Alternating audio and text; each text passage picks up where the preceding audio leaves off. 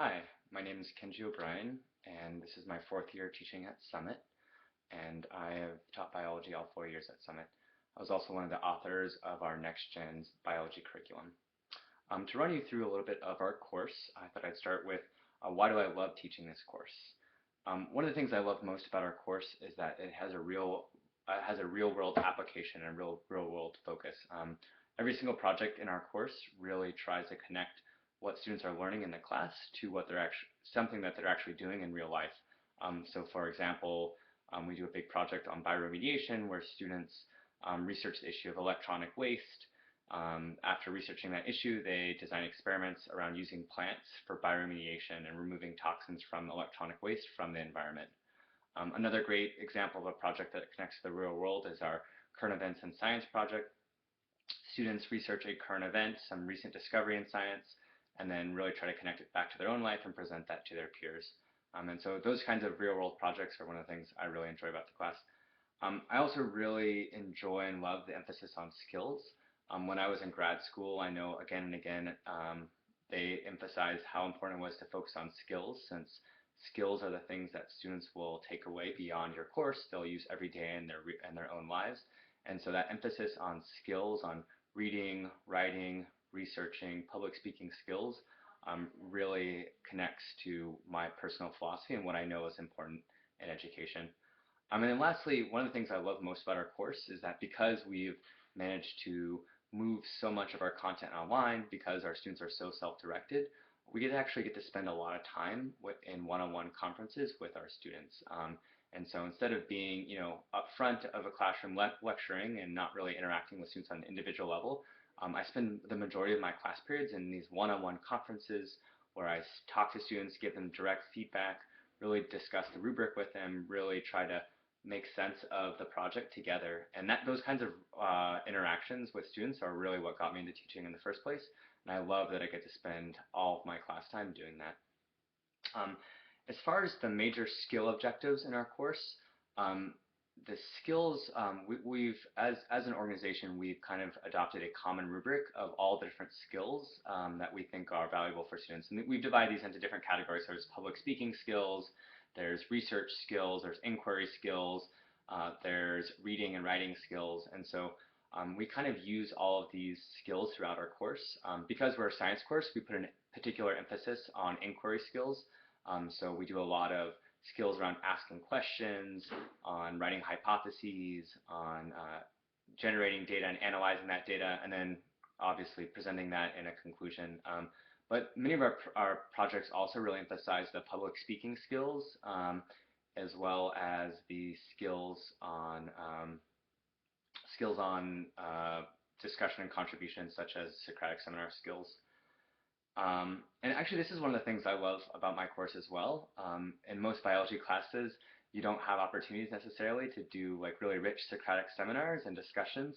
And two of our highlights of the year are we do a Socratic seminar on electronic waste, as well as a Socratic seminar on genetic testing.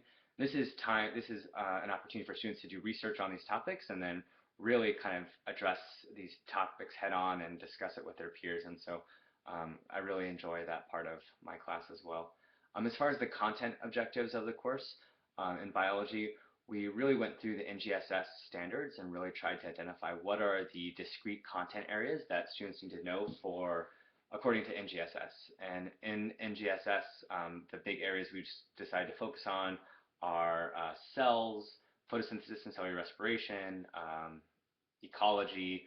We've also put a big emphasis on genetics and DNA, as well as evidence for evolution, climate change. And so basically we have all of the major content areas that are in NGSS standards, and we've really broken those down into discrete objectives for each of those content areas. And so those are the playlists that we've built, and they were built from NGSS.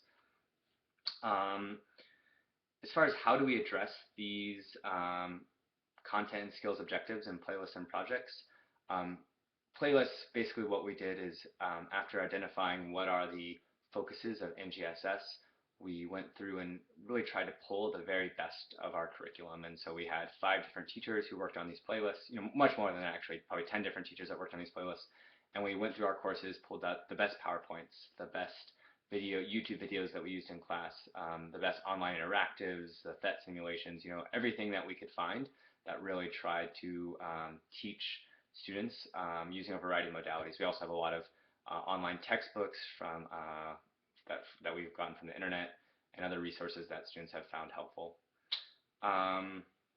For projects, each of the projects kind of focus on a different sets of skills. Right now we kind of have two big buckets of projects. We have two big kind of lab-based projects. These are inquiry-based labs, the DNA barcoding project as well as the bioremediation project. And both of these projects, students start with a research question. The bioremediation one is basically around how do I use fast plants to remove toxins, copper and zinc from the environment and how those affect the growth of the plant, as well as in the DNA barcoding project, students start with a question around looking for seafood fraud in their local community and trying to look at sushi restaurants, grocery stores, seafood stores to see where there are cases of seafood fraud. And then in both these projects, they basically start with these research questions, develop hypotheses, go out, collect the data, and then analyze that data and eventually write conclusions and full-on lab reports for those. The second big bucket for our projects is that we have some presentation-based projects. So this is the Current Events in Science project, the Evolutionary Story of a Living Thing. And these where students use the internet a lot, do research, eventually create PowerPoint presentations or other multimedia, and then present these to their peers. And so this is where they get to practice those public speaking skills as well as kind of practice the teaching skills that they will need eventually as well. To help support building these skills, we do a lot of skill builders in our course. These are where students kind of develop skills in a non-science context. And so what do I mean by that is maybe like we're working on the skill of data analysis. And so what we do is we give students a bunch of data on One Direction and Justin Bieber. And so then they analyze that data and pick a topic that they're passionate, this is a topic that they're passionate about. And because they already have a lot of content knowledge of those things, we can kind of lower the content demands and really focus on building that skill. And so they can get really good at analyzing statistics about their concert attendance and about the amount of money they make each year. And then once they get really good at that data analysis skill, that they can then apply that same skill to the data in their lab. And that's when the content demands are a little higher, but because they've already practiced that skill, the skill demands aren't as high as they used to be. And so there's a lot of skill builders in our course as well. And then lastly, as far as some changes that you should expect kind of coming to our course this year, one thing that we really want to put a big emphasis on is really trying to make sure all of our projects have more of a social justice slant. And this is partly because of the recent events, the Black Lives Matter, and really trying to make sure that students see connections between the events going on in their communities as well as what's happening in their projects. And so we want to make sure that projects reflect kind of the experiences in their communities, but also we just want to make sure that the projects feel relevant, that they still connect back to the real world. And another big change that we are having is that we are going to continue building out what we call the challenge focus areas. This is biology content that will really push students into the SAT2 AP level biology content. And so these are going to be available for students who really want to push themselves to go that extra step. And so that way we can really ensure that we have a truly differentiated classroom where we have students side by side. One maybe is learning basic biology, the other is learning the same content, but in an AP level or honors level course. And so that way they can develop that same knowledge, even if they come in with a lot of previous knowledge. So thank you for listening to this video. Feel free to ask Ms. Agus if you have any other questions.